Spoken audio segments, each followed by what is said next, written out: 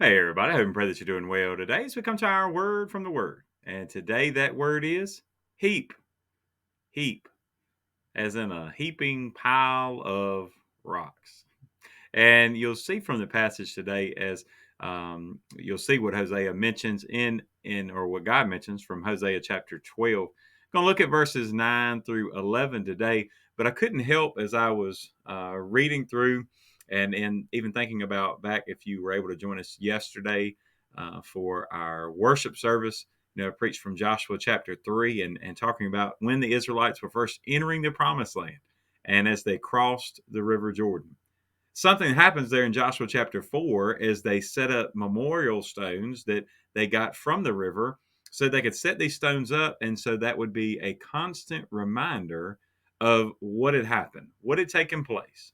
So when, the next generation came along, they said, hey, what are these stones here for? They said that is to remind us that our people walked over on dry land when God stopped the water. Now, they set the stones up, they camp right there at Gilgal. Now, the reason I mention all that is we're in Hosea, I could not help. I mean, all that being fresh in my mind and fresh on my heart. And then listen to what is said today in Hosea chapter 12, verses 9 through 11. But I am the Lord your God. Ever since the land of Egypt, I will again make you dwell in tents, as in the days of the appointed feast. I have also spoken by the prophets and have multiplied visions. I have given symbols through the witness of the prophets. Though Gilead has idols, surely they are vanity. Though they sacrifice bulls in Gilgal, indeed their altars shall be heaps in the furrows of the field. So just to go back to that to the beginning, he says, look, I've been your God since before you were in Egypt and before you came out of Egypt.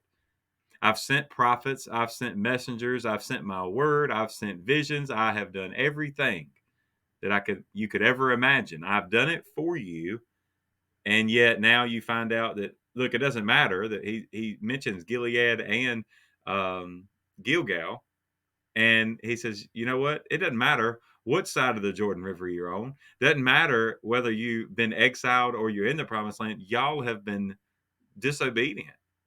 And he said, so what you're doing, he said, you continue. And it goes back to this theme we've talked about some last week, that they would build up their own altars wherever they wanted to. And remember, he said that was increasing their sin, right? Because they thought they were being obedient, but because they didn't listen to the whole counsel of God, they were actually being disobedient and bringing more sin on themselves.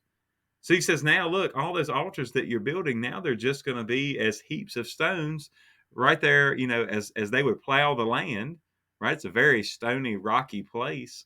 And so, like anybody that plows land, you got to get those rocks out of the land, right? That's going to constantly get in the way. And so, I mean, it's almost like if you've ever worked any of those fields, it seems like every time you hit something, you're hitting rocks.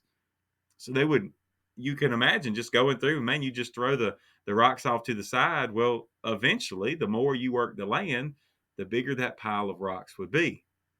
And that's it. It wasn't really serving any other purpose. It was just a pile of rocks. He says that's what your altars are going to be.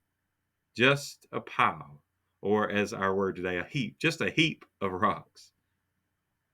But I wonder how many times the things that we try to do for God really would just be considered, I mean, a garbage heap, a trash heap.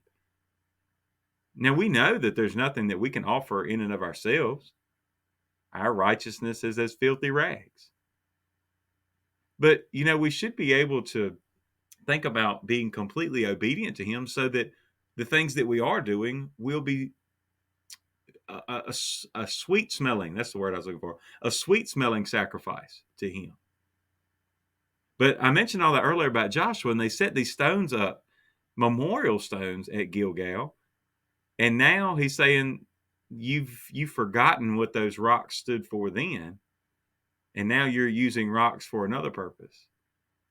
Isn't it a shame that sometimes I believe even they could be the same stones, right? We can use those memorial stones of the past that were meant to remind us of God, and we can worship those. We can worship those things in the past, and now all of a sudden, those things that were meant to be good will change into evil, will change into something that will actually create more sin in our lives.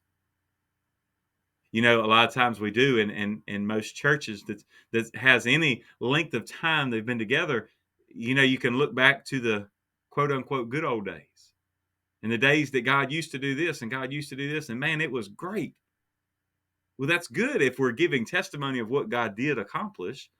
But if we're still trying to, you know, to live in today based on what happened 20 years ago, 50 years ago, 100 years ago, we're never going to move forward.